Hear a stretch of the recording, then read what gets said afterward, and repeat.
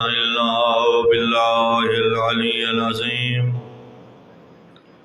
رب اشرح لي صدري ويسر لي أمري واحلل عقدة من لساني يفقهوا قولي أعوذ بالله من الشيطان الرجيم بسم الله الرحمن الرحيم والصلوات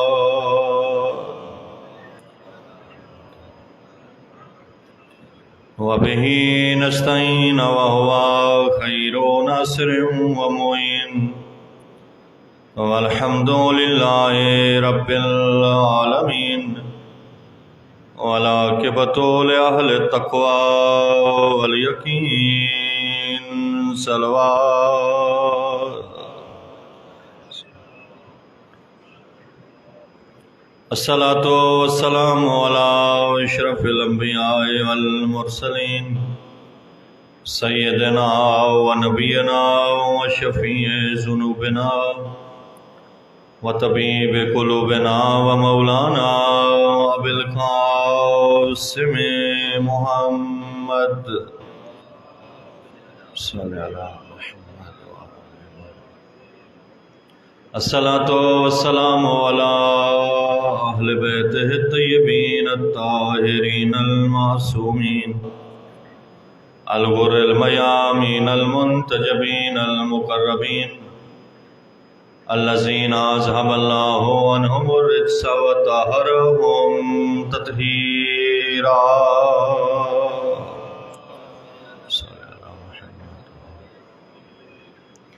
ورحمة الله على أحبابهم وأصحابهم ومواليهم وشيعتهم أجمعين ولعنة الله على أعدائهم ملعونين من يوم عداوتهم إلى أبد الآبدين أما بعد وقد قال رسول الله صلى الله عليه وآله وسلم إن للحسين محبة مكنونة في قلوب المؤمنين صلوات صلی علی محمد وآلہ نعرہ تکبیر، نعرہ رسالت، نعرہ حیدری، حسینیت، یزیدیت، اہل بیت کے دشمنوں پہ لعنت، باواز بلند صلوات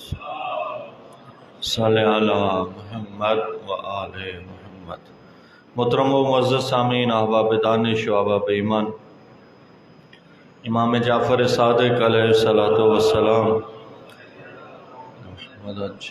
کا ارشاد گرامی قدر ہے، من جلسا مجلسا یحییٰ فیہا امرنا، جو بندہ ایسی مجلس میں آ کے بیٹھتا ہے جس مجلس میں ہمارے امر کو زندہ کیا جا رہا ہو، لم یمت قلبہ یوم تموت القلوب، اسے اللہ دو انعامات سے نوازتا ہے، رحم اللہ و عبدا، ایک تو اللہ اس بندے پر رحمت نازل فرماتا ہے۔ آپ جتنے بھی تشریف فرما ہے آپ رحمت الہی میں موجود ہیں، اس لیے کہ جو ذکر اہل بیت کی مجلس برپا کی جاتی ہے وہاں رحمت کے ملائکہ کا نزول ہوتا ہے۔ یقیناً ہمارا ایمان ہے اور عقیدہ ہے کہ اس خلوص بھرے پروگرام میں، جس میں دکھاوا نہ ہو، سننے والوں میں بھی اور پڑھنے والوں میں بھی اور بانیان میں بھی، تو وہ عند اللہ ایک مقام رکھتی ہے، اور وہ مخلص حضرات کے اہتمام سے اس ذکر کو مکمل اور اہتمام کے حوالے سے انجام دیا جا رہا ہوتا ہے، تو وہ یقیناً جو ریا سے پاک ہوتی ہے تو عبادت ہوتی ہے، اور جب عبادت ہوتی ہے تو اس عبادت جو ذکر حسین اور ذکر اہل بیت اور ذکر قرآن کے لیے سجائی جائے، اس میں ملائکہ کا نزول ہوتا ہے۔ اور معصوم فرماتے ہیں ایسی مجلس جس میں ہمارے امر کو زندہ کیا جا رہا ہو۔ پوچھا گیا کہ کیفا یحییٰ امرکم، مولا ہمیں کیسے پتہ چلے کہ وہ مجلس ہے آپ کی کہ جس میں آپ کے امر کو زندہ کیا جا رہا ہے۔ مجلس تو ہوتی ہے مجلس، لیکن حضرت نے ہر مجلس کے لیے یہ دو انعامات نہیں دیے، بلکہ اس کے ساتھ شرط لگا دی کہ ایسی مجلس جس میں ہمارے امر کو زندہ کیا جائے، اس میں پروردگار کی رحمت بھی نازل ہوتی ہے، اور جس دن لوگوں کے دل مردہ ہوں گے ایسی مجلس میں بیٹھنے والے کا دل زندہ ہوگا۔ تو مجلس رحمت الہی کے نزول کی جگہ ہے اور دلوں کی زندگی کی جگہ ہے، اور بالخصوص اس دن دل کی زندگی کہ جس دن دل مردہ ہوں گے۔ تو یہ دو بڑے انعامات۔ تو پوچھا ہر مجلس میں تو یہ انعام ملتا نہیں، آپ نے شرط لگائی کہ ایسی مجلس کے جس میں ہمارے امر کو زندہ کیا جائے، تو ہمیں کیسے پتہ چلے کہ آپ کے امر کو زندہ کرنے والی مجلس ہے؟ تو حضرت نے فرمایا ایسی مجلس جس میں ہماری سیرت بیان کی جائے، وہ ہمارے امر کو زندہ کرنے کے مترادف ہے، اور ایسی مجلس جس میں علم قرآن اور علم حدیث اور علم حقیقی کا تذکرہ کیا جائے، ہمارے علوم کو سکھایا اور پڑھایا جائے، اور ہماری سیرت کا تذکرہ ہو، ایسی مجلس ہمارے امر کے زندہ کرنے کے مترادف ہے۔ تو ہماری بھی یہی ایک طالب علم ہونے کے حوالے سے کوشش رہتی ہے کہ یا تو سیرت آل محمد ہو، یا فرامین آل محمد ہوں، یا قرآن سے کچھ آیات ہوں کہ جن کو تلاوت کیا جائے اور سننے والے اور سامعین کے اذہان اطہر کو منور تر کرنے کی کوشش کی جائے۔ حضرت نے فرمایا کہ ہمارے ماننے والوں کو اور لوگوں کو ہماری سیرت بتاؤ، اس لیے کہ اگر کچھ لوگ ہم سے دور ہیں تو فقط اس لیے کہ انہیں ہماری سیرت کا علم نہیں ہے۔ اگر انہیں ہماری سیرت اور ہمارے کردار اور ہماری اہمیت کا علم ہو جاتا تو وہ کبھی ہم سے دور نہ ہوتے۔ تو مجلس بھی اسی کا ایک ذریعہ ہے کہ ہم تک جو سیرت آل محمد ہے اس کو پہنچایا جائے۔ تو کل ہماری بات امام حسین علیہ السلام کی زیارت کی عظمت کے حوالے سے چل رہی تھی کہ مولا حسین علیہ السلام کو اللہ نے جو مقام عظیم عطا فرمایا ہے وہ اتنا عظیم مقام ہے کہ ان کی زیارت کرنا شرعاً واجب ہے۔ شخص پر، مرد پر بھی واجب ہے، عورت پر بھی واجب ہے۔ عورت ہے تو بھی وہ قبر حسین کی زیارت کرے، مرد ہے تو بھی وہ قبر حسین کی زیارت کرے۔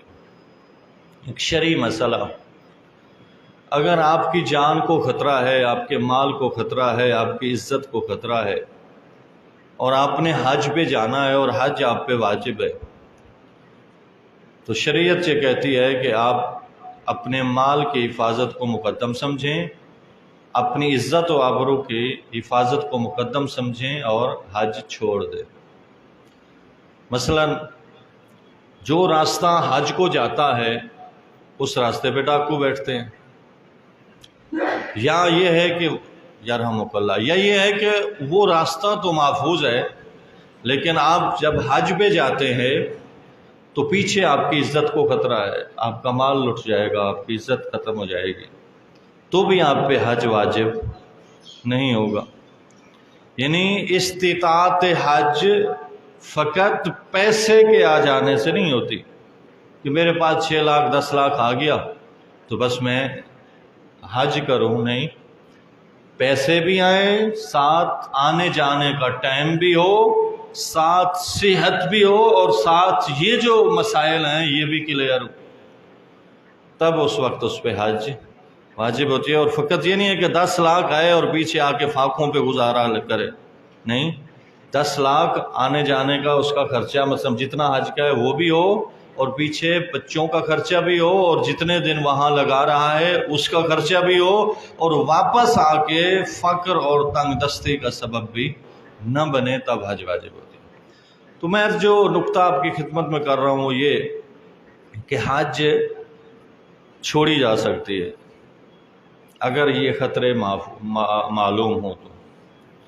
اسی طرح اگر آپ زیارت مولا حسن علیہ السلام، زیارت حضرت علی علیہ السلام، زیارت رسول اکرم صلی اللہ علیہ وآلہ وسلم، مولا حسین علیہ السلام کے علاوہ جتنے ائمہ اطہار اور معصومین اور مشاعر مقدسات اور شاعر اللہ ہیں، ان کی زیارت اگر آپ کی جان مال عزت آبرو کو خطرہ ہے تو آپ چھوڑ سکتے ہیں، بلکہ آپ کی عزت کی حفاظت کرنا ضروری ہے، مال کی حفاظت کرنا ضروری ہے، جان کی حفاظت کرنا ضروری ہے۔ جیسے سامرا آپ کئی سال نہیں جاتا ہے، کیوں نہیں جاتے؟ وہاں تو 2 امام ہیں، 2 اماموں کی زیارت، اور تیسرے امام ہیں صاحب الزمان اجل اللہ تعالیٰ فرجہ شریف کی زیارت بھی وہیں آپ کو نصیب ہوتی ہے، ایک مطلب مختلف آثار کے حوالے سے۔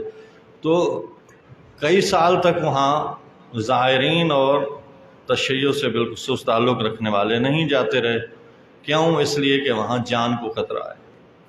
اسی طرح اگر یہی سیم کاظمین میں ہو جائے تو وہاں بھی نہیں جائیں گے، نجف میں ہو جائے پھر بھی نہیں جائیں گے، مدینہ میں ہو جائے نہیں جائیں گے، مکہ کی زیارات میں ہو جائے نہیں جائیں گے، اس لیے کہ جان عزت مال آبرو کی حفاظت واجب ہے۔ لیکن یہ شرعی مسئلہ ہے، علماء فقہاء اس بات پہ متفق ہیں، اگر آپ کی جان کو خطرہ ہے، اگر آپ کے مال کو خطرہ ہے، وہ خطرہ مولا حسین علیہ السلام کی زیارت پہ جانے پہ ہے، تو کہتے ہیں مال جاتا ہے چلا جائے، جان جاتی ہے چلی جائے، عزت جاتی ہے چلی جائے، لیکن قبر حسین کی زیارت کو ترک نہ کیا جائے۔ العظمۃ للحسین، یہ مولا حسین علیہ السلام کی عظمت کو ملحوظ خاطر رکھتے ہوئے، اور یہ عملاً بھی یہ سب کچھ دیکھا گیا۔ متوکل عباسی جو اپنے دور کا یزید سمجھا جاتا ہے، یزید ثانی، اس نے مولا حسین علیہ السلام کی قبر اطہر کو مٹانے کی ہر ممکن کوشش کی، بلڈوز کر دیا قبر اطہر کو، اور ہل چلانے کے بعد نہر علقمہ کا رخ قبر کی طرف کر دیا کہ یہاں نہر بن جائے، دریا بن جائے، قبر کا اثر ہی ابتدا سے آثار ہی مٹ جائیں۔ لیکن جب پانی قبر حسین کے قریب آیا تو حیران اور شستر ہو کے رک گیا کہ کل جس کو پیاسا شہید کیا گیا تھا آج اس کی قبر کو ڈبو ڈال، بلکہ طواف کرنے لگا اور پانی قریب نہ ہوا۔ تو اس نے یہ اعلان کیا ہوا تھا کہ جو قبر حسین کی زیارت کے لیے آئے پہلے اپنا ہاتھ کٹوائے۔ کل بغداد پہ ایک عورت، سپاہی جب اسے کہتے ہیں کہ ہاتھ نکالو، تمہارا ہاتھ کاٹنا ہے، تو وہ بایاں ہاتھ سامنے کرتی ہے، تو سپاہی کہتے ہیں کہ دائیں ہاتھ کی شرط ہے، تو کہتی ہے دائیں ہاتھ تو میں پچھلے سال مولا حسین کی زیارت کے لیے کٹوا چکی۔ ہاں، تو لہٰذا مولا حسین علیہ السلام کی زیارت کا مقام اور معیار تو اپنی جگہ محفوظ ہے کہ جہاں انبیاء کو بٹھایا جائے گا، جس درجے پہ، اس درجے پہ زائر حسین کو بٹھایا جائے گا۔ اس سے بڑھ کے اور کوئی بڑا جملہ ہمارے پاس زائر حسین کی عظمت کے لیے نہیں ہے۔ باواز بلند صلوات پڑھ لیجیے، صلی علی محمد و آل محمد وعجل فرجہ۔ تیسرا جو اللہ نے امام حسین علیہ السلام کو انعام عطا فرمایا وہ یہ کہ جو قبر حسین علیہ السلام کی طرف زیارت کے لیے جائے گا، اللہ اس زائر کی زندگی، وہ جو زیارت کے دن لگا رہا ہے، زندگی میں شمار نہیں کرے گا، وہ بونس میں ہے۔ اگر آپ کو کربلا کی زیارت کے لیے 40 دن لگ رہے ہیں، 30 دن لگ رہے ہیں، تو وہ آپ کی زندگی میں شمار نہیں ہوں گے۔ یہ متفق حدیث ہے ائمہ کی۔ جو کربلا کی زیارت کے لیے آپ کے دن لگ رہے ہیں، وہ دن آپ کی زیارت آپ کی زندگی میں شمار نہیں ہوں۔ اور پھر حضرت نے فرمایا کہ جو میرے جد کی قبر کی زیارت کرے گا، اللہ اس کے پچھلے گناہ بھی معاف کر دے گا، آئندہ کے گناہ جو باقی زندگی میں کرے گا وہ بھی پروردگار معاف فرما دے گا۔ تاخرت و تقدمت، پہلے گناہ بھی اور بعد والے گناہ۔ پہلے گناہ تو ایک بندے کو سمجھ آتی ہے کہ معاف ہو جائیں، اس لیے کہ وہاں قبر پہ گیا، معافی مانگی، توبہ کی، توبہ نصوح سے نصیب ہوئی۔ لیکن آئندہ کے گناہ جو ابھی اس نے کیے بھی نہیں ہیں اور کرے گا بعد میں، معصوم فرماتے ہیں وہ بھی زیارت کے اثر سے معاف ہو جاتے ہیں۔ کیا مطلب؟ اس کا شاید مطلب یہ بھی ہو کہ جب زائر حسین زیارت کر کے آتا ہے اور اس سے کوئی گناہ سرزد ہو جاتا ہے، پہلے تو جب گناہ کرنے لگتا ہے تو زیارت سامنے آ جاتی ہے اور اس سے حیا آتا ہے کہ حیا کر، تو قبر حسین کا زائر ہے اور یہ گناہ کر رہا ہے۔ وہ گناہ کرتا نہیں ہے، یا اگر کر بھی لیتا ہے تو اسے وہ زیارت توبہ کی توفیق بہت جلدی دے دیتی ہے، فوراً وہ توبہ خالص کر لیتا ہے اور اپنے گناہوں کو بخشوا لیتا ہے۔ تو لہذا زیارت امام حسین علیہ السلام بہت بڑا مقام اور معیار ہے زائر کا پروردگار کے ہاں، رسول کے ہاں۔ اور جب زائر کربلا میں جاتا ہے تو رسول کی طرف سے کچھ ملائکہ پہ ڈیوٹی ہے کہ وہ زائر کا احتراماً استقبال کریں اور اسے رسول کا سلام پہنچائیں۔ اور اگر کوئی وہاں فوت ہو جاتا ہے تو ملائکہ سارے اس کے تجہیز و تکفین کے کام سنبھالتے ہیں، جو ہمیں نظر نہیں آ رہے ہوتے۔ اس کے جنازہ میں شریک ہوتے ہیں، اس کی تجہیز و تکفین کے سارے اعمال و احکام میں ملائکہ برابر کے شریک ہوتے ہیں، اس لیے کہ وہ مہمان اس وقت مولا حسین کا ہوتا ہے، اور اس وقت ملائکہ جو اس وقت مسلسل ڈیوٹی میں ہوتے ہیں وہ ان کی خدمت میں ہوتے ہیں۔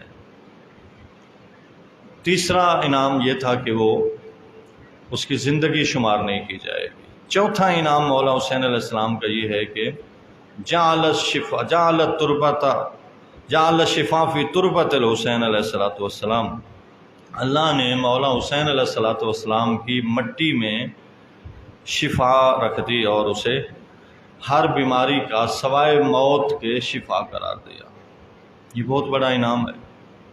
یہاں کچھ سوالات ہیں، کچھ احکامات ہیں جو خاک شفا کے حوالے سے ہیں، وہ میں آپ کو بیان کرتا ہوں۔ آپ آواز بلند صلوات پڑھیں، صلی علی محمد و آل محمد۔ ایک ہے خاک شفا کی عظمت، فضیلت، احترام اور حرمت۔ دوسرا اس کے استعمال کا طریقہ۔ تیسرا اس باب خاک شفا میں کہ اسے استعمال کیسے کیا جائے تاکہ اس سے شفاء کلی حاصل ہو وہ۔ اور چوتھا یہ ہے کہ کس جگہ کی مٹی خاک شفا ہے۔ یہ 3-4 مختلف موضوع ہیں جس پہ علماء نے قلم اٹھائی۔ 5-6 کتابیں ہیں جس میں پورے باب اس پہ لکھے گئے۔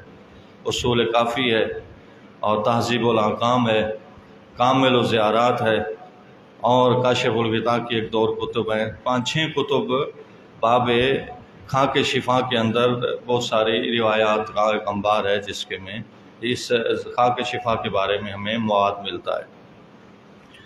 ایک عظیم ترین صحابی اور شاگرد تھے امام جعفر صادق اور امام سجاد علیہ السلام کے،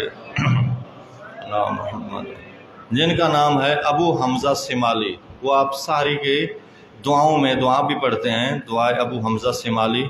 وہ امام سجاد علیہ السلام، امام زین العابدین اور محمد باقر علیہ السلام 3 اماموں کے زمانے کو دیکھنے والی یہ شخصیت ہے، اور بہت ہی نیک صالح اور بامعرفت ترین صحابی تھے۔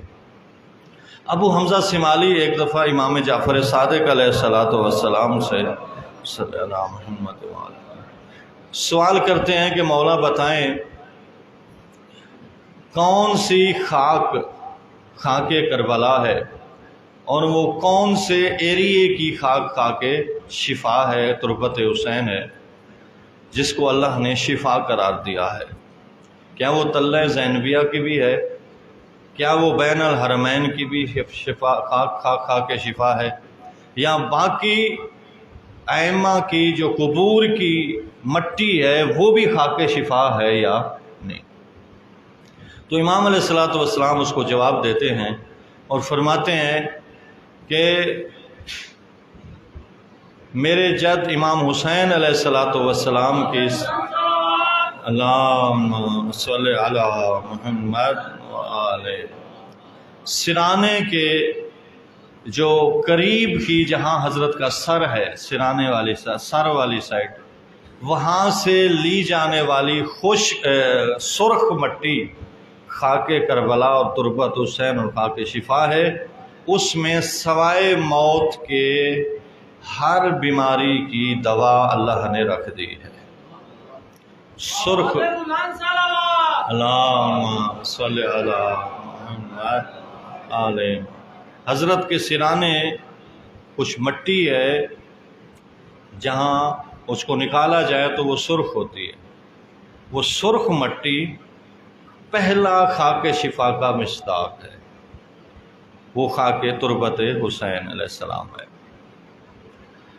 دوسری روایت میں کہ حضرت نے فرمایا کہ خاک شفا کی مٹی کو، خاک شفا کو، تربت حسین کو اور شفا کی مٹی کو مولا حسین علیہ السلام کی قبر اطہر کے اطراف میں 70 ذراع تک لو۔ ذراع کہتے ہیں یہاں کونی سے لے کر انگلیوں تک ہاتھ، 70 ہاتھ، اور ایک ہاتھ آدھے میٹر کا ہوتا ہے۔ 70 ہاتھ یعنی 35 میٹر حضرت کی قبر کے دائیں بائیں سرانے 35 آگے پیچھے جو چاروں طرف کے اطراف ہیں، 35 گز کی جو ایریا ہے اس جگہ کی مٹی کو خاک شفا کہتے ہیں۔ یہ دوسری روایت ہے کہ وہاں سے جو مٹی لی جائے وہ خاک شفا ہے۔ تیسری روایت یہ ہے کہ مولا حسین علیہ الصلوۃ والسلام کی قبر کے ارد گرد 1 میل کے فاصلے کے دوران، ایریا جو بھی ہے 1 میل کے درمیان، اس سے جو مٹی لی جائے وہ خاک کربلا ہے۔ چوتھی روایت یہ ہے کہ قبر کے اطراف سے 4 میل، تقریباً 1 میل 1.5 یا 1.25 کلومیٹر کا ہوتا ہے، 4 میل کا جو فاصلہ ہے اس کے ایریے میں جو خاک لی جائے وہ خاک کربلا ہے۔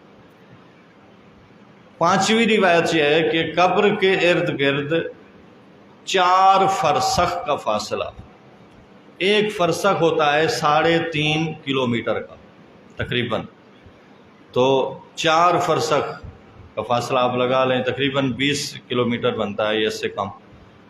ارد گرد 20 کلومیٹر کا جو قبر کے ارد گرد کا فاصلہ ہے، وہاں سے لی جانے والی خاک کربلا ہے۔ 5ویں روایت یہ ہے کہ 5 فرسخ قبر حسین علیہ الصلوۃ والسلام کے ارد گرد اور اطراف کا جو ایریا ہے وہ خاک کربلا کے لینے کا ایریا ہے۔ 5 فرسخ تقریباً 27.5 کلومیٹر بنتے ہیں، اور یہ آخری روایت ہے۔ 27.5 کلومیٹر مولا حسین علیہ السلام کی قبر کے دائیں بائیں آگے پیچھے جو چاروں طرف 27.5 کلومیٹر کا، اور یہ حدود الحرم میں جب بات آتی ہے کہ حرم کہاں تک ہے، اور بعض یہ بات یہ بھی ہوتی ہے کہ جب کچھ جگہیں ایسی ہیں جہاں نماز پوری پڑھی جاتی ہے اور آپ کو اختیار ہوتا ہے کہ آپ قصر پڑھیں یا پوری پڑھیں، تو پھر یہ بات اس وقت چلتی ہے کہ کہاں حرم مولا حسین ہے کہ جہاں ہمیں یہ اختیار ہے۔ تو بعض کہتے ہیں کہ حرم وہی جو حائر حسینی ہے، بعض علماء فرماتے ہیں کہ وہ گنبد کے ارد گرد کا ایریا، بعض فرماتے ہیں وہی 35 جو میٹر ہے وہی جگہ ہے، بعض بین الحرمین اور بعض یہ جو اختلافات ہیں وہی حدود حرم کے حوالے سے، خاک شفا اور حدود حرم کے حوالے سے یہ اختلافات موجود ہیں۔ بہرحال جو نقطہ میں آپ کو عرض کر رہا ہوں یہ کہ آیا یہ مختلف جو جگہیں بیان کی گئی ہیں، پہلے حضرت کے سرانے کی سرخ مٹی، پھر 35 میٹر، اس کے بعد پھر 1 میل، پھر 4 میل اور پھر 5 فرسخ 27.5 کلومیٹر، یہ سارا جو ایریا مختلف روایات کے حوالے سے بتایا گیا ہے، تو کیا یہ آپس میں ضد اور متناقض ہیں یا یہ ساری روایتوں کا کوئی جم ہے یا نہیں؟ تو علماء یہی فرماتے ہیں کہ یہ ساری جگہوں پہ آپ خاک لے سکتے ہیں، وہ خاک کربلا ہے، لیکن اہمیت کے حوالے سے فرق ہے، عظمت اور برکت کے حوالے سے فرق ہے۔ جو خاک حضرت کے سر کے قریب سے سرخ مٹی والے لی جا رہی ہے اس کا مقام اور معیار اور ہے، جو 35 میٹر کے ایریے میں لی جا رہی ہے اس کا مقام اور مرتبہ اور ہے، جو 1 میل کے ایریے میں لی جا رہی ہے یا تلہ زینبیہ سے لی جا رہی ہے یا بین الحرمین لی جا رہی ہے اس کا مقام اور معیار اور ہے، جو 27.5 کلومیٹر کے ایریے میں لی جا رہی ہے اس کا مقام اور معیار اور ہیں ساری خاک شفا۔ اب استعمال کے باب میں یہی مسئلہ آتا ہے کہ اب اس خاک شفا کا استعمال کرنا، چونکہ خاک شفا یہ ایک شرعی مسئلہ ہے اور مطلب ایک ایسی چیز ہے کہ جس کا جاننا ہمارے لیے ضروری ہے کہ مٹی وہ ایک چیز عظیم ہے جو اللہ نے جس سے ہمیں بنایا، مٹی سے بنایا نا ہمیں، مٹی طاہر بھی ہے مطہر بھی ہے، مٹی ہمیں پاک بھی کرتی ہے اور خود بھی پاک ہے۔ مطہرات جب طاہر کرنے والی چیزیں ہیں نا تو ان میں زمین بھی، مٹی بھی آتی ہے، مٹی جس سے ہم تیمم کرتے ہیں اور بھی جو ہمارے پاؤں کے تلووں کو نجس ہوں تو وہ پاک کر دیتی ہے، یا ہماری سواری کے، ہماری سوٹی کے، ہماری مختلف چیزوں کے اگر تلوے نجس ہوں تو وہ مٹی پہ چلنے سے خود بخود پاک ہو جاتے ہیں، انہیں کوئی پانی کی پاک کرنے کی ضرورت نہیں ہوتی۔ تو مٹی طاہر بھی ہے، مٹی مطہر بھی ہے۔ تو مٹی طاہر ہو یا مطہر ہو، پاک ہو یا پاک کرنے والی ہو، شرعی مسئلہ یہ ہے کہ اس کا ایک ذرہ کھانا حرام ہے، اس کو کھایا نہیں جا سکتا، یہ انسان کے جسم کے لیے مضر ہے، اس کے نقصانات ہیں۔ کوئی اگر مٹی کھائے گا، چاہے حاملہ عورت ہے یا بچہ ہے تو وہ مکلف نہیں ہے، اس پہ گناہ نہیں آئے گا، لیکن اگر حاملہ عورت کو جس طرح عورتوں کو عادت ہو جاتی ہے کہ وہ مٹی کھانے لگ جاتی ہیں، یا کوئی ایسا شخص ہے کہ جو مٹی کھانے کا عادی ہو گیا ہے، تو یہ مٹی کھانا حرام ہے اور گناہ کبیرہ ہے۔ تو مٹی کھانا حرام ہے۔ اب جب مٹی کھانا حرام ہے تو ہمیں پہلے خاک شفا اور تربت حسین علیہ السلام کے لیے وہ باب معین کرنا ہوگا کہ کون سی مٹی تربت حسین ہے کہ جس کا کھانا جائز ہو جائے۔ اگر ہم اس مسئلے کو حل نہیں کریں گے تو پھر اس مٹی کا کھانا حرام ہو جائے گا۔ جب ہمیں شک ہوگا کہ یہ مٹی امام حسین علیہ السلام کی ہے یا نہیں ہے، چونکہ صرف ایک مٹی کا کھانا ہمارے لیے جائز ہے، وہ مٹی تربت حسین ہے، باقی کوئی مٹی ہم نہیں کھا سکتے۔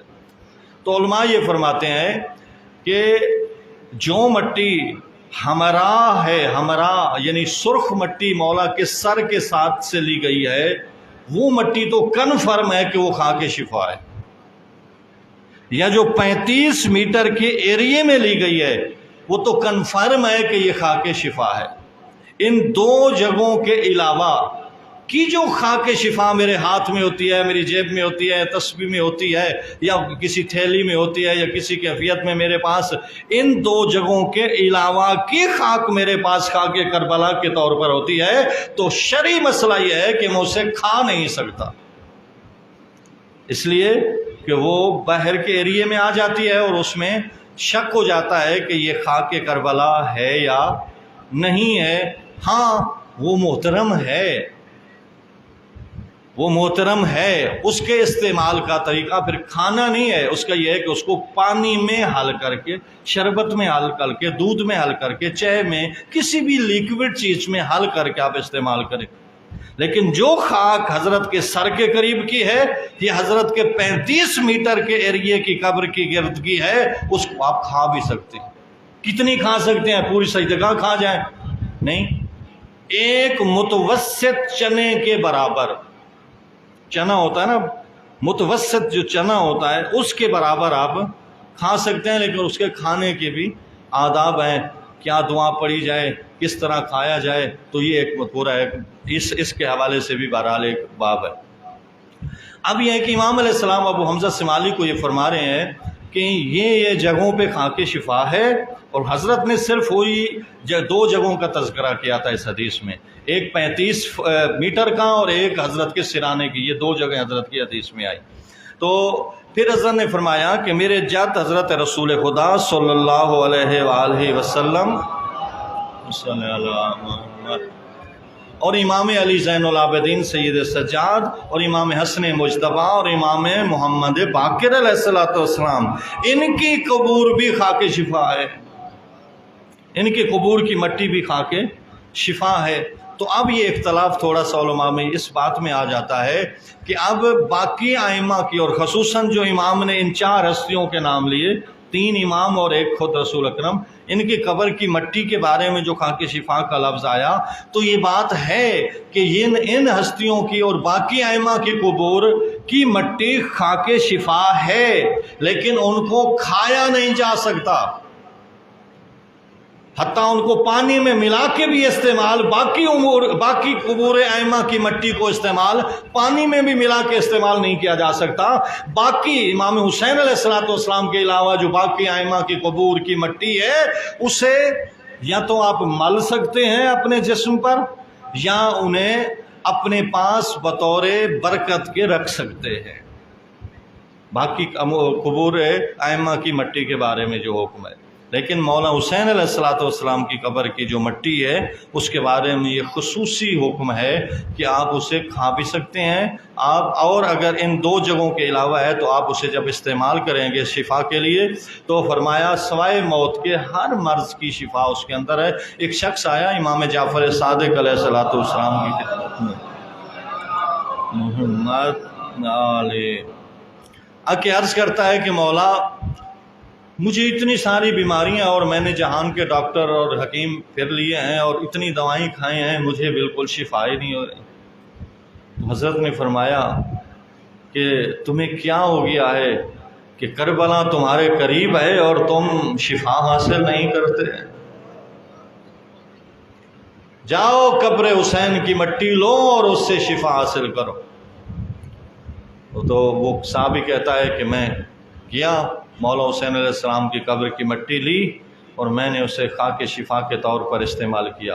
خاک شفا کے طور پر استعمال کرنے کا ایک طریقہ ہے کہ پہلے جو مریض ہے وہ پہلے غسل کرے، غسل صحت کے نام سے غسل کرے، پاک صاف ہو جائے، اس کے بعد وہ خاک جس کو بند ہونا چاہیے، کھلی عام اگر خاک، جیسے آپ خاک شفا لیتے ہیں وہی اصلی خاک شفا لیتے ہیں، تو اس کے آداب ہیں، اس کو بند کریں، اس کو محفوظ کریں، ایسے کہ اس کے نزدیک کافر جنات نہ آئیں، شیطان نہ آئیں۔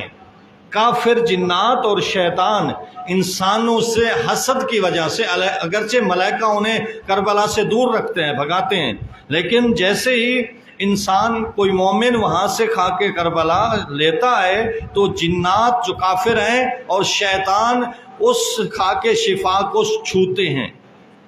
ہمیں تو پتہ نہیں ہوتا، ہمیں تو جن نظر نہیں آتا، شیطان نظر نہیں آتا، تو اگر ہم اس خاک کربلا کو کھلے عام لیے ہوئے ہوں تو وہ مس کرتے ہیں، جیسے شیطان مس کرتا ہے، جیسے کوئی جن مس کرتا ہے، اس سے وہ شفا کا اثر ختم ہو جاتا ہے۔ اور پھر اگر ہم نے اس کو بند بھی کیا ہوا ہے تو وہ اس کی خوشبو بھی سونگھتے ہیں، خوشبو سونگھنے سے بھی اس کا اثر ظاہر ہو سکتا ہے۔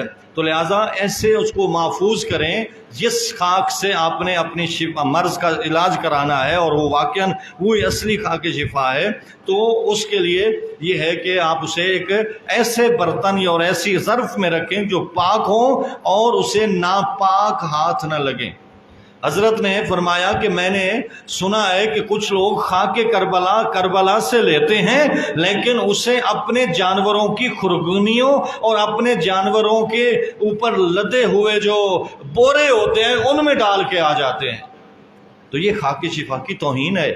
اور اس طرح جب جہاں کسی بورے میں ڈال دو، کسی ایسے بیگ میں ڈال دو جہاں پاک ناپاک ہاتھ لگتے ہوں یا پاک ناپاک جگہ پہ وہ آتی جاتے رہتے ہو، تو اس سے وہ اثر زہر ہو جاتا ہے۔ اور شرعی مسئلہ یہ ہے کہ خاک شفا کی بے حرمتی حرام اور گناہ کبیرہ ہے۔ آیت اللہ دستغیب نے جو گناہ کبیرہ کی لسٹ گنوائی ہے، ان میں ایک گناہ یہ بھی ہے کہ آپ خاک شفا کی بے حرمتی کریں۔ خاک شفا کو نجس کرنا حرام ہے۔ مطلب کہیں پڑی ہے اور آپ خیال نہیں رکھتے، اس کو بچے نے نجس ہاتھ لگا دیا۔ اور اگر خاک شفا نجس ہو جائے، جس طرح مسجد کو فوری پاک کرنا واجب ہوتا ہے، خاک شفا کو بھی فوری پاک کرنا واجب ہے۔ اسے پاک کرو، اس کے اوپر جو پاک کرنے کا آپ سے جتنا بھی کوئی مناسب طریقہ ہو اس کو فوراً پاک کرو، اور اس کو یہ اس انداز سے باواز بلند صلوات پڑھ لیجیے۔ صلی علی محمد آل محمد وعجل فرج۔ اللہ اکبر، یا رسول اللہ، یا اللہم صلی علی محمد وآل۔ خاک شفا کو ہاتھ میں رکھو جیسے تسبیح خاک شفا ہے، اور تسبیح خاک شفا کی عزت و عظمت یہ ہے کہ اگر آپ کی جیب میں ہے، آپ کے ہاتھ میں، اور آپ سبحان اللہ، الحمدللہ، اللہ اکبر، کوئی تسبیح کا جملہ، کوئی ذکر کا جملہ نہیں بھی پڑھ رہے، تو یہ خاک کربلا خود تسبیح کرتی ہے۔ آپ کی جیب میں ہے، آپ نہیں پڑھ رہے، وہ تسبیح کر رہی ہے اور ثواب آپ کو خواہ مل رہا ہے۔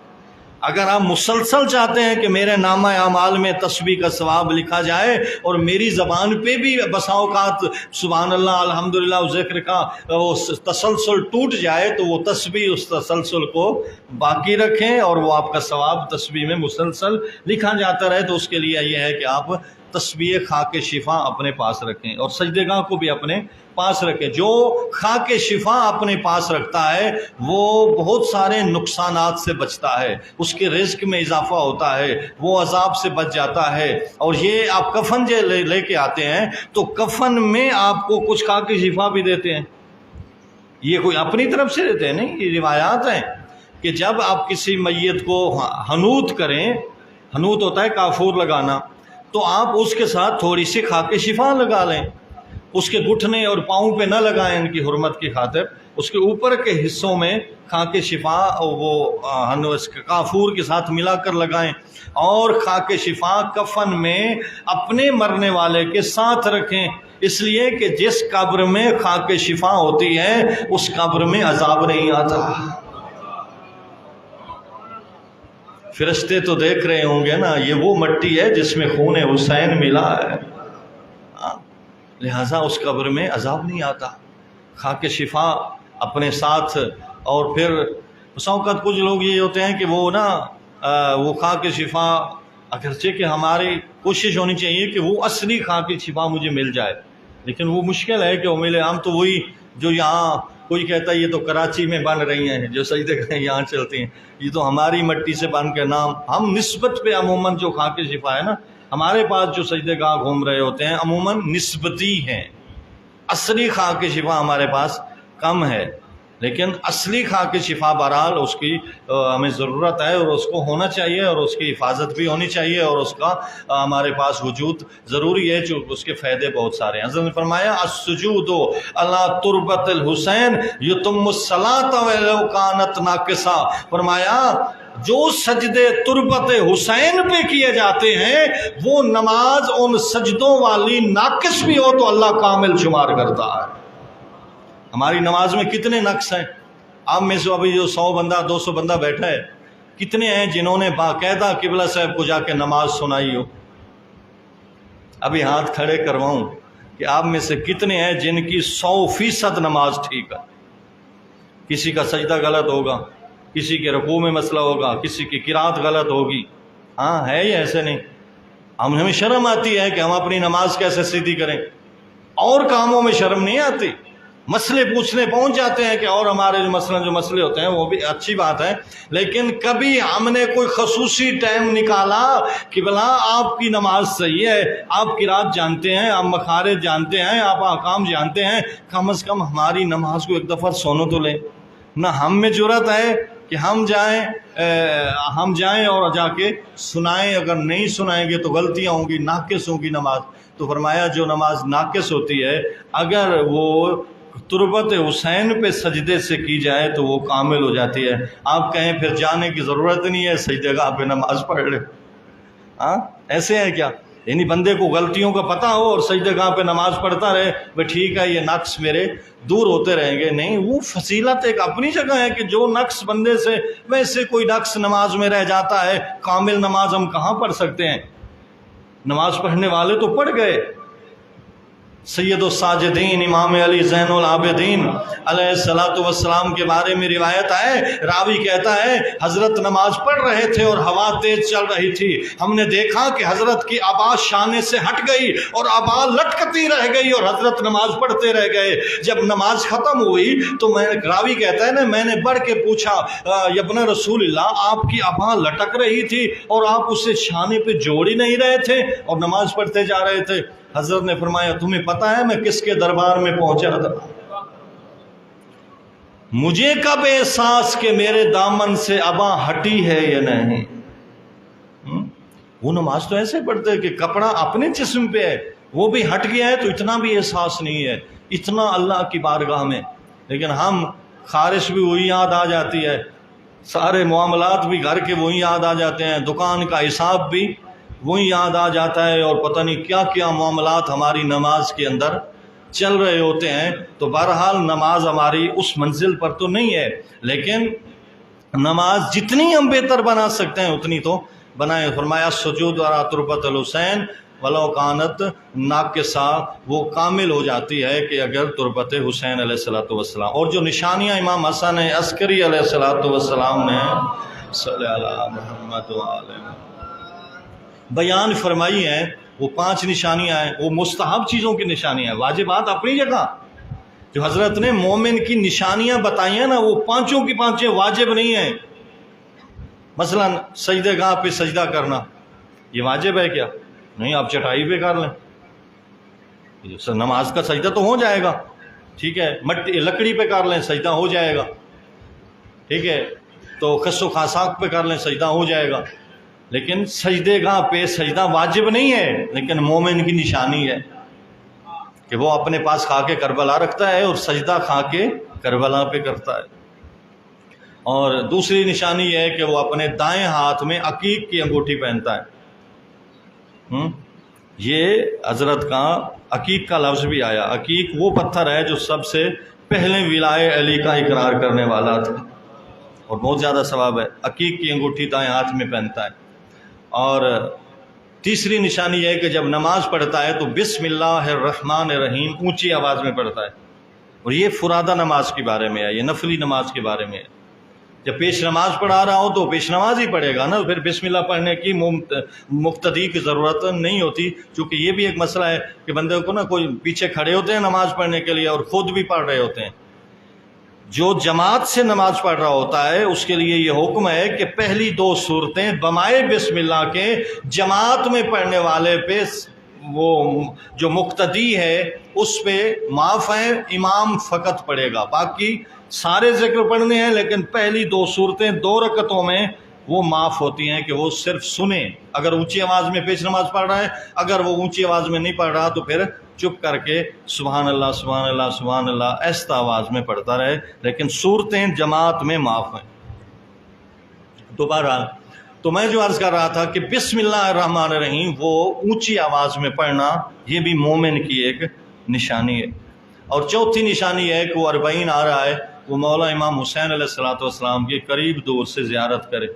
अगर वहाँ जा सकता है तो बहुत अच्छी बात है, वहाँ नहीं जा सकता तो यहाँ कम अज़ कम खड़े होकर अपने घर की छत पर या जहाँ कहीं भी हो ज़ेर आसमान खड़े होकर कहे अस्सलामु अलैका या अबा अब्दिल्लाह हुसैन। ये मुस्तहब और मोमिन की निशानियों में से है। اور پانچویں نشانی یہ ہے کہ وہ روزانہ 51 رکعت نماز پڑھے. یہ تھوڑی سی سخت ہے، اس میں واجب بھی 17 آ جاتے ہیں اور 34 مستحب بھی ہیں نوافل.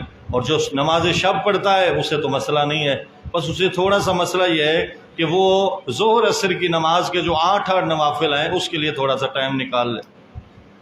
یعنی زندگی میں آپ کوئی دن تو ایسا نکالو نا جس میں 51 رکعت نماز ہو. یعنی کوئی دن میری زندگی میں ایسا ہو کہ میں اپنے 11ویں امام کو بتا سکوں مولا آپ کے فرمان پہ میں نے فلاں دن عمل کیا تھا، 5 نشانیاں مجھ میں تھیں. یہی 40 آ رہی ہے. چیلم کے دن نا 51 رکعت نماز بھی پڑھ لینا، مولا کی زیارت بھی کر لینا، اونچی آواز میں بسم اللہ بھی پڑھ لینا، اور یہ ہاتھ میں انگوٹھی بھی پہن لینا اور سجدے گاہ پہ سجدہ بھی کر لینا.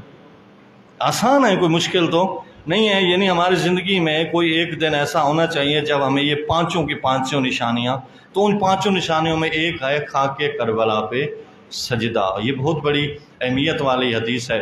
تو بہرحال کچھ لوگ ہمارے طور اعتراض کرتے ہیں. کہیں اگر آپ اہل سنت کی مسجد میں جائیں یا کسی ایسے رش میں جائیں جہاں کچھ اہل سنت زیادہ ہوں اور آپ سجدہ گاہ رکھیں، کچھ لوگ تو سجدہ گاہ رکھنے سے گھبراتے ہیں. ہاں کچھ جگہوں پہ آپ گھبرائیں. قبلہ سے بتا رہے تھے، ہم مدینہ گئے تو ہمیں خاک شفا کی وہ سجدہ گاہ رکھی سامنے. ایک بدو آیا، پتہ نہیں پاکستانی تھا یا کو، وہاں پاکستانی زیادہ سخت ہو جاتے ہیں ان کی نسبت. ایک بدو آیا، اس نے، میں تو نماز پڑھ رہا تھا، خاک شفا کو اٹھایا، سجدہ گاہ کو اٹھایا اور ایسے مارا جیسے کوئی ڈھیلا مارنا ہوتا ہے، اور ڈھیلا مار کے شرک کرتے ہوئے دفع ہو گئی. اب یہ توہین ہے. وہ تو ایک مٹی سمجھ رہا ہے نا، لیکن ہمارے لیے تو اس کا احترام واجب ہے. اگر ایسی کیفیت ہے، کوئی بدو، کوئی بدتمیز، کوئی بے حیا اس مٹی کی جو ہمارے لیے انتہائی محترم ہے کی توہین کرتا ہے، تو پھر میرے اوپر واجب ہے کہ اس مٹی کو توہین سے بچاؤں، میں وہاں استعمال ہی نہ کروں. یا اگر استعمال کروں تو وہ اپنا کوئی طریقہ کہ سجدے میں رکھ لوں، پھر ہاتھ میں اٹھا کے چلا ہوں، پھر سجدے میں جا کے رکھ دوں. تو یہ طریقہ بھی استعمال، یا اگر یہ طریقہ بھی آپ کے لیے خطرناک ہو سکتا ہے تو یہ نہ کریں. آپ پتھر پہ سجدہ کر لیں، آپ چٹائی پہ کر لیں، آپ کاغذ پہ کر لیں، ٹھیک ہے. تو بہرحال میں جو نقطہ عرض کر رہا ہوں وہ یہ کہ کربلا کی خاک پہ سجدہ کرنا اہمیت رکھتا ہے، اور اس کا کرنا بہت زیادہ ثواب ہے، اور نماز کے ثواب کو کئی گنا بڑھا دیتا ہے، اور اس کی حفاظت واجب ہے. باواز بلند صلوات پڑھ لیجیے. اللہم صلی علی محمد مجھے اللہ اکبر یا رسول اللہ یا اللہم صلی علی محمد.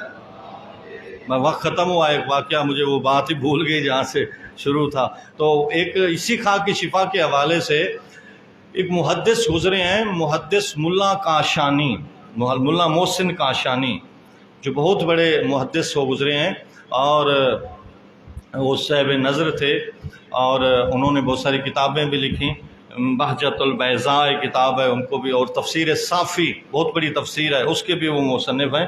تو یہ محدث ملا محسن کاشانی بہت بڑے محدث، ان کے دور میں ایک مرتاز تھا.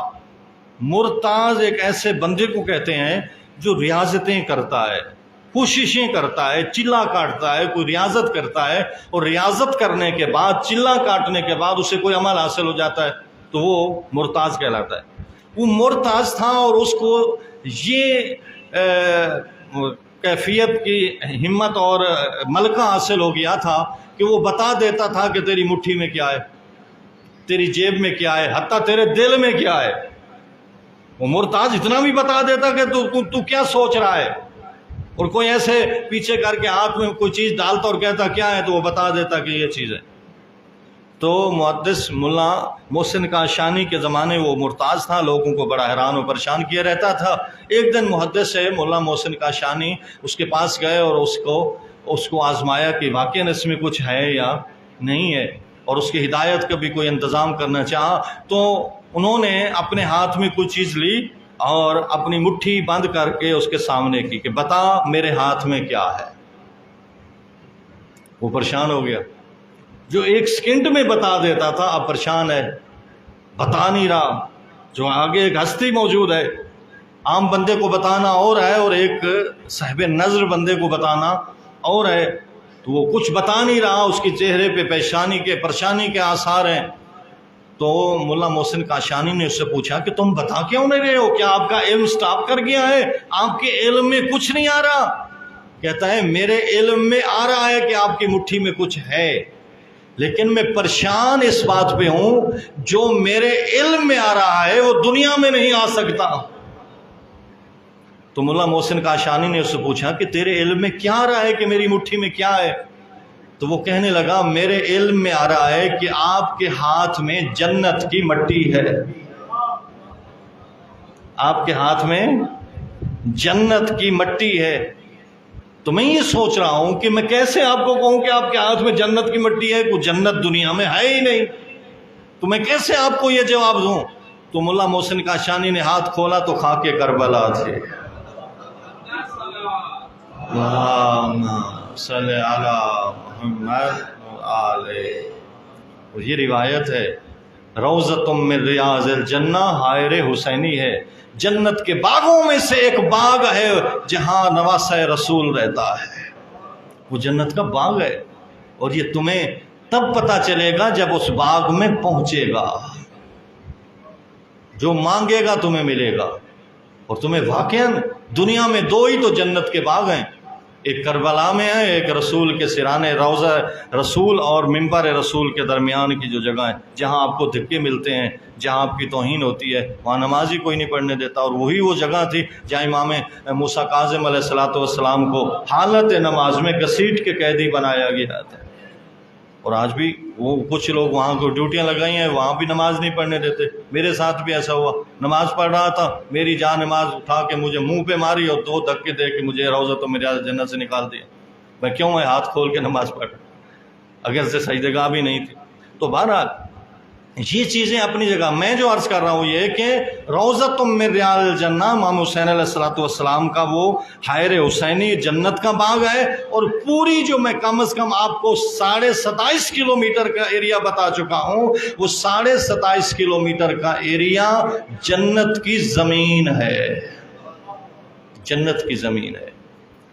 اور اس وقت اس مرتاض کو ملا محسن کاشانی نے بتایا کہ یہ خاک کربلا ہے، اور یہ خاک کربلا وہ ہے جس میں ہمارے رسول کے نواسے کا خون ملا ہوا ہے۔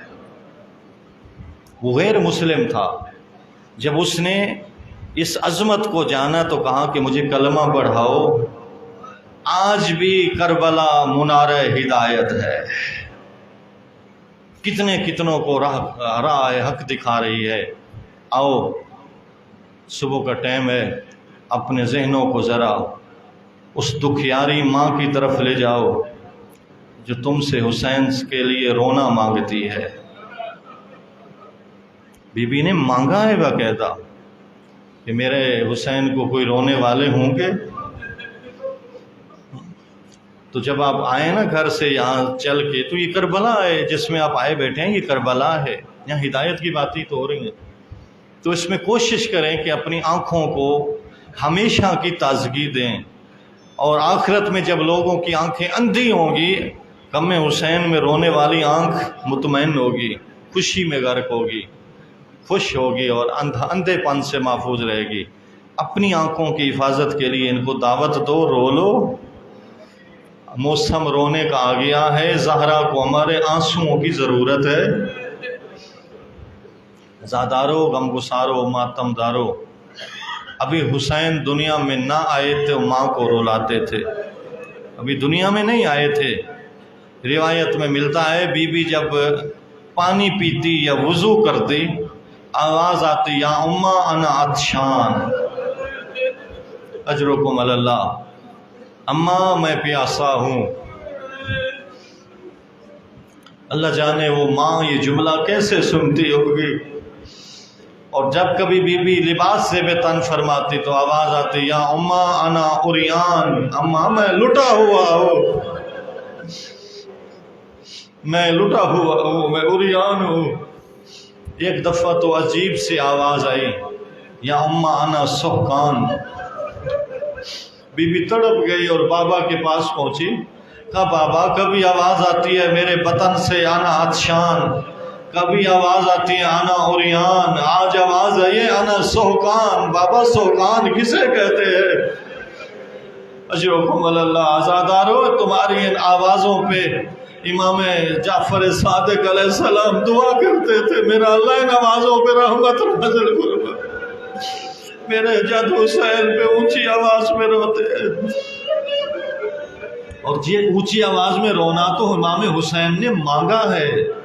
جب سکینہ بی بی کو پیغام دیا نا کہ میرے شیعوں کو بتانا میں پیاسا مارا گیا، پانی پینا، میٹھے پانی پینا، سبیلے بنانا، میری پیاس کو ضرور یاد کرنا۔ اور یہ بھی ساتھ فرمایا سکینہ بیٹی بتا دینا میرے شیعوں کو، جب کسی غریب کا ذکر ہو، شہید کا ذکر ہو، فن تو پونی میرے اوپر ایسا سے نہ رونا، دھاڑے مار کے رونا، اونچی آواز میں رونا۔ اور یہ اونچی آواز میں رونا تو مولا نے مانگا ہے، اس لیے ابو بصیر مولا کے پہلو میں رو رہا تھا، مجلس ہو رہی تھی، مولا ابو بصیر کی آنکھوں سے آنسو بہ رہے تھے۔ مولا صادق نے فرمایا ابو بصیر میرے حسین کے مسائب ہو رہے ہیں، تو رو نہیں رہا؟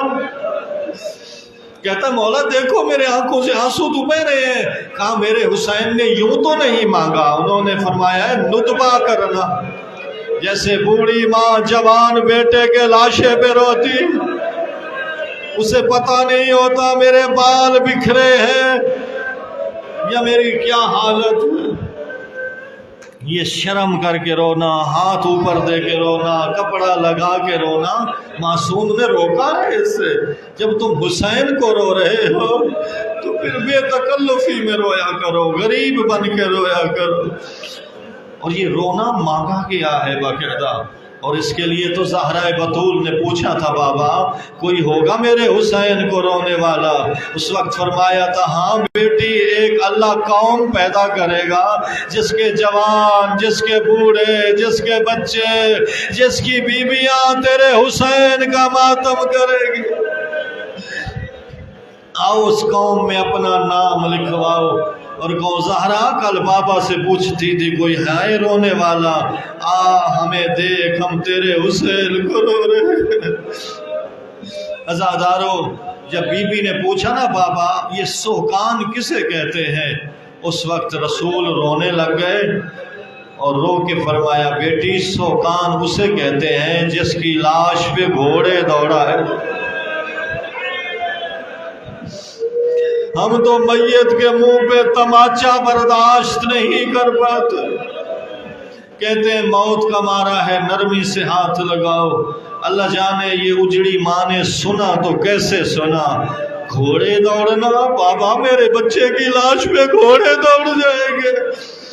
یہی وجہ ہے جب کہیں سفر پہ گئے ہوئے تھے نا تو واپس آئے تھکے ہوئے تھے، گھر میں ام سلمہ سے فرمایا کہ میں سو رہا ہوں، کوئی آئے تو کہنا رسول آرام کر رہے ہیں۔ تھوڑی ہی دیر گزری کہ حسین آ گئے، بی بی ام سلمہ نے روکا، کہا نانا آرام کر رہے ہیں۔ ابھی نانے اور نواسی کے بات ہو رہی تھی، حسین کے نانا خود آ گئے، کہا ام سلمہ حسین کوئی ہے؟ میں نے تو کہا تھا کوئی آئے تو، یہ تو نہیں کہا تھا کہ حسین بھی آ جائے تو روک لینا، آنے دو میرے حسین کو۔ ایک روایت میں ہے کہ خود باہر آ کے حسین کو اٹھا لیا اور اندر حجرے میں لے گئے۔ بی بی کہتی ہے میں کاموں میں مشغول ہو گئی، تھوڑی ہی دیر گزری میں نے رسول کے رونے کی آواز سنی۔ بھئی رونا ہی تھا تو اندر اندر روتے رہتے، جیسے بندہ کوئی غمناک علیحدہ روتا ہے، باہر تو آواز نہیں جاتی۔ تو اتنا تو رسول اونچی آواز میں رو رہے تھے کہ بی بی صحن خانہ میں کام کرتے ہوئے محسوس کر رہی تھی کہ رسول کے رونے کی آواز آ رہی ہے۔ تو بی بی ام سلمہ تڑپ کے دروازے پہ پہنچی، کیا دیکھا رسول نے عبا کے بٹن کھولے ہوئے، اپنا سینہ رسالت پہ حسین کو سلایا ہوا ہے، کبھی لبوں کے بوسے، کبھی رخسارے کے بوسے، کبھی گلے کے بوسے، کبھی سینے کے بوسے، کبھی ہاتھوں کے بوسے۔ ام سلمہ نے پوچھا یا رسول اللہ یہ حال کیوں بنایا ہے اور کیوں رو رہے ہو؟ کہا ام سلمہ میں حسین کے گلے کا بوسہ رہ رہا تھا، جبرائیل آ گئے، فرمایا وہاں بوسہ دے رہے ہو جہاں تیری امت خنجر چلائے گی، جہاں تیر مارے گی۔ میرا اللہ ان آوازوں پہ رحمت نازل فرما، ان سب کو کربلا کا زائر بنا، ان سب کو عزادار حسین بنا، سب کو واجبات کی ادائیگی کی توفیق عطا فرما، سب کی حاجات شرعیہ قبول فرما۔ بس آخری جملہ عزادارو، آج دوسری ماہ محرم ہے اور میں عموماً اس اول مظلوم کا تذکرہ کرتا ہوں جو سب سے پہلا مظلوم ہے، جس کے گلے میں رسیاں تھیں، سامنے سیدہ پہ دروازہ گرا ہوا تھا۔ وہ اول مظلوم کی مظلومیت کا فقط ایک جملہ سن لو۔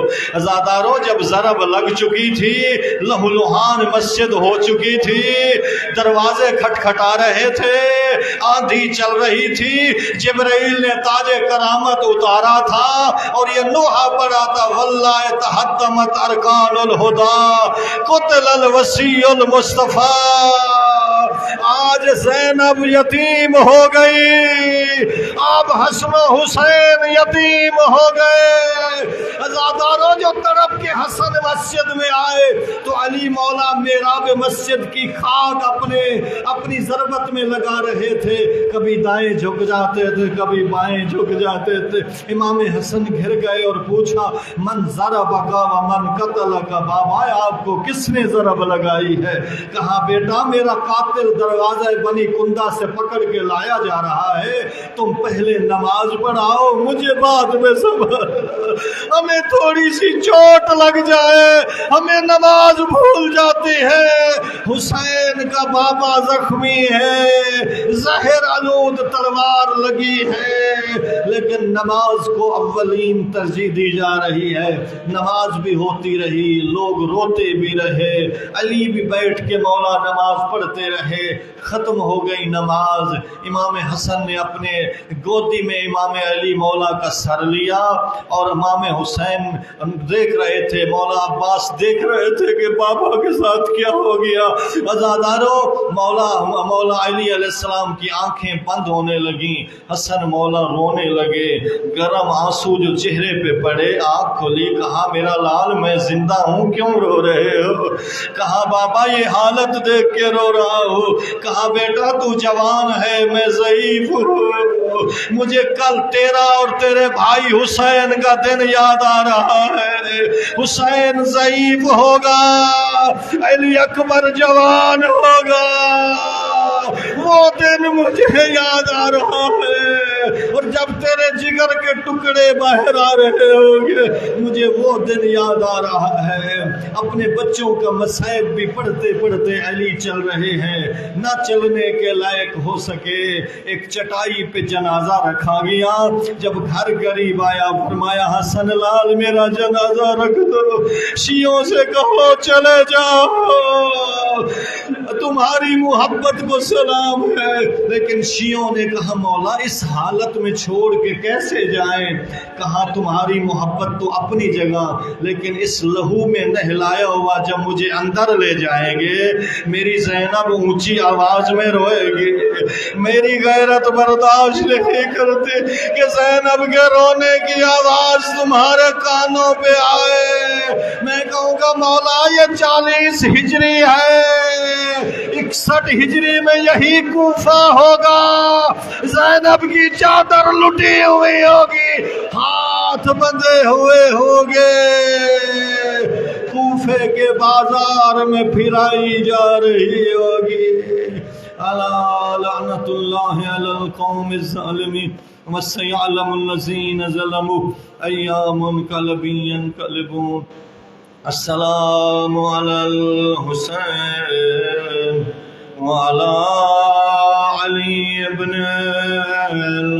الحسين وعلى أولاد الحسين وعلى أصحاب الحسين. مل کے سلام کرو قریب کربلا کو.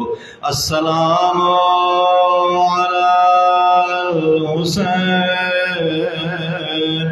وعلی علی ابن الحسین وعلی اولاد الحسین وعلی اصحاب الحسین. اللہم ارزقنا، ہاتھ اونچے کرو، اللہم ارزقنا زیارت الحسین، اللہم ارزقنا شفاعت الحسین یوم الغروب وثبتنی قدم صدق عندك مع الحسين وأصحاب الحسين الذين بذلوا مهجهم دون الحسين. اللهم كل وليك حجت ابن الحسن صلواتك عليه وعلى آبائه في هذه الساعة وفي كل ساعة وليا وحافظا وقائدا وناصرا ودليلا وعينا حتى تسكنه أرزك طوعا وتمتعه فيها طويلا. يا رب محمد وآل محمد صل على محمد وآل محمد وعجل فرجهم أن تقضي حاجاتنا يا قاضي الحاجات برحمتك يا أرحم الراحمين.